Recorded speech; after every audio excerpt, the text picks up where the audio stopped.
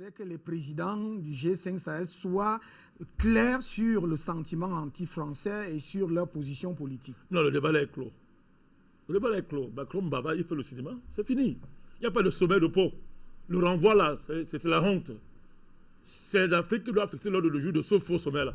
C'est rien que le président Balakani. Aucun président ne va là-bas. On fait quoi Ils vont faire quoi là-bas? Qu'est-ce qu'ils vont faire là? Parler avec qui? Avec leur ennemi? Mais ça va arriver. Ça va arriver bientôt le temps où aucun président africain ne mettra pied en France. Ça va arriver où les Français vont supplier pour recevoir un seul président africain. On y va. Cette génération de chefs d'État, dont on connaît comment ça s'est passé, et dont on connaît pourquoi ils se comportent comme ça. Parce que tout à l'heure, M. Kounela a dit d'ailleurs, avec beaucoup de pertinence, la France est un pays qui assassine les chefs d'État. La France est une nation criminelle. L'État français, c'est un État criminel. Moi, j'assume mes mots. Pas jouer avec ça. Parce que quand un État tue les dirigeants d'un autre continent, ça veut dire que l'État, c'est un État criminel. Il faut appeler chat un chat. Les Africains sont très forts pour inciter leur président. Mais quand il s'agit de la France, ils tremblent. Vous tremblez quoi? La France bat le record d'assassinat de présidents africains. On appelle tueur un tueur. Alors, on n'est pas l'ami de celui qui vous tue, M. Tundi. Donc, on est dans une relation très bizarre avec la France. C'est une relation qui, dans l'histoire, ne dit pas. Ça doit s'arrêter. Même l'histoire va faire arrêter ça. Et on est arrivé à ce niveau, mon cher Bertundi. Ah oui, vous voyez, quand M. Macron, moi, je ne vais pas revenir sur ce que le doyen a dit. Le doyen, c'est le doyen. Il vous a dressé le portrait psychologique de M. Macron. Ce n'est pas une injure, c'est un fait. Il n'a pas d'enfant. Et il ne sait pas ce que c'est. Il ne veut même pas en avoir, il ne sait même pas ce que c'est. Et de deux, ce monsieur dit qu'un enfant entre 4 et 10 ans est mieux pour la sexualité. Et il enseigne ça. Et il met les programmes en France pour qu'on enseigne ça aux enfants. Voilà la moralité de celui qui convoque les Africains. Troisièmement, ce monsieur dit qu'être pédé, gay, homosexuel, bisexuel, transsexuel, c'est une valeur. Et qu'il faut enseigner aux gens d'adopter ça comme une valeur. C'est-à-dire que quand tu es à la maison, mon cher Hébert Tundi, enseigne à ton enfant que la bonne vie, c'est entre autres choses, être homosexuel, être gay, être transsexuel et bisexuel. Restons dans l'insécurité au Sahel. Je suis dans l'insécurité. Oui. Monsieur Hébert Tundi, je suis dans l'insécurité. Vous savez pourquoi? Qu'est-ce que vous voulez qu'on dise, monsieur? Vous voulez qu'on se... Vous n'êtes pas ici avec moi, il y a 10 ans. Qu'est-ce qu'on n'a pas dit? Vous voulez que je vienne de dire que c'est la France qui est derrière le terrorisme et l'Occident? Voilà, depuis 10 ans, nous avons démontré ça. Vous voulez que je vienne vous dire que Barkhane, c'est la couverture des terroristes? Les faits sont là. On vous a dit, on a attrapé les agents secrets français en caleçon. Ils encadraient les terroristes comme ils ont fait au Cameroun et Boko Haram. Vous voulez on a dit ça depuis. Vous voulez que je vienne encore dire ça? Vous voulez que je dise que la France ne peut pas lutter contre le terrorisme? Sur la construction du rapport de force. Je suis en train de le dire. Vous voulez que je vienne le redire ici? Que la France est incapable de lutter contre le terrorisme parce qu'elle n'a pas les moyens. Elle n'a ni les moyens, ni la volonté, ni l'expertise. Ni la volonté. Ni les moyens, ni la volonté, ni l'expertise. Allez voir en Syrie. Vous avez vu comment on lutte contre le terrorisme en Syrie? Le président Poutine a montré au monde entier comment on lutte contre les terroristes en Syrie. Il a montré. On les tue. On les attrape. On coordonne, n'est-ce pas, les moyens de renseignement, n'est-ce pas, de manière moderne, c'est-à-dire la combinaison de l'image, du son, n'est-ce pas, l'image, du son et du numérique, on coordonne tout ça, on fait la traçabilité des terroristes, on les abat et on les tue. Quand les 11 soldats nigériens sont morts, monsieur Betundi, j'étais assis devant France 24, je regarde de temps en temps pour les besoins de notre cause.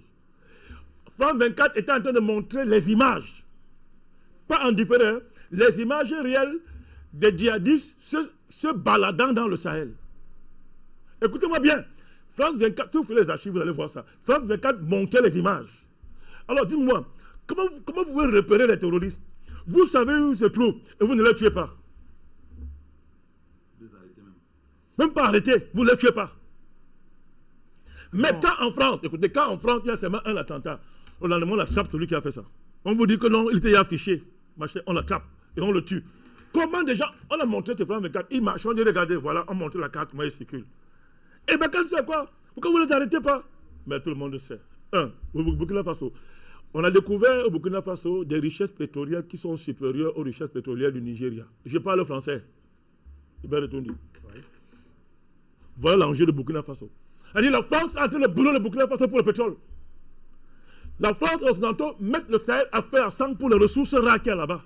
C'est tout ça qu'il s'agit. L'opération Barkhane et l'insécurité. La Barkhane, c'est une couverture pour les terroristes. Alors, qu'est-ce qu'il faut faire? Il faut chasser Barkhane. Il faut les faire partir.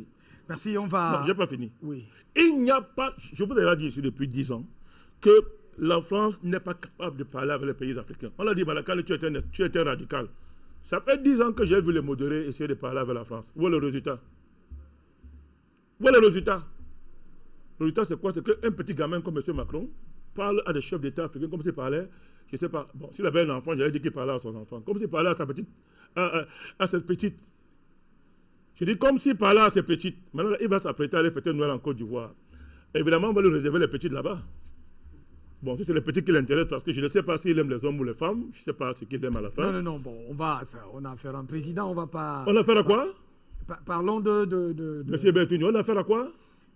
Parlons du sujet. Non, vous avez dit qu'on a affaire à qui? À un président.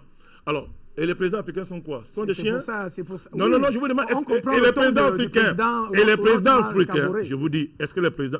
Vous avez suivi ce qui s'est passé dans les médias français, RFI, TV5, France 24, quand les 13 soldats français sont morts, 13 soldats tués par la France. J'ai dit ici que c'est les Français qui ont tué les 13 soldats. J'attends le démenti jusqu'à présent. Eh bien, tout dit. Vous savez que nous, ici, depuis 10 ans, quand on parle, on dit que bon, on attend le démenti. Non. Voilà. J'ai dit depuis l'autre jour que c'est la France qui a tué ces 13 soldats. Moi, Malakane, j'ai les éléments. J'attends qu'on vienne m'arrêter ou bien qu'on n'a pas le contraire. J'attends, M. Bertondi. Donc, quand la France a tué ces 13 soldats, c'est-à-dire M. Macron l'a fait pour les besoins de politique intérieure, parce que tout à l'heure... Parce qu'on va aller prendre le docteur Bassili parce que tout à l'heure, M. Yimko a dit une chose très importante. Ce monsieur veut se faire réélire. En France, on l'a vomi. Il est impopulaire, c'est un incompétent.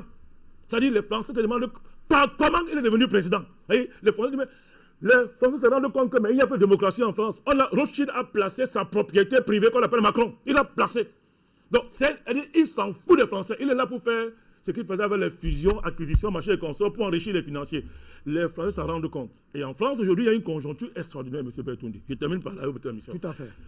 Quand les gilets jaunes marchaient en France, M. Macron a rassemblé les maires, les députés pour dire non, ils sont dangereux, ils veulent renverser la République. Ils n'aiment pas la démocratie représentative. Ils sont les vendeurs et les casseurs, ils sont dangereux.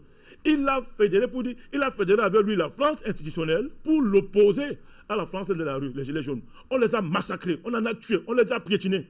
Oh, M. Bertondi, à ce mouvement social non institutionnel, vient se greffer maintenant le mouvement social institutionnel légal en France, c'est-à-dire les syndicats.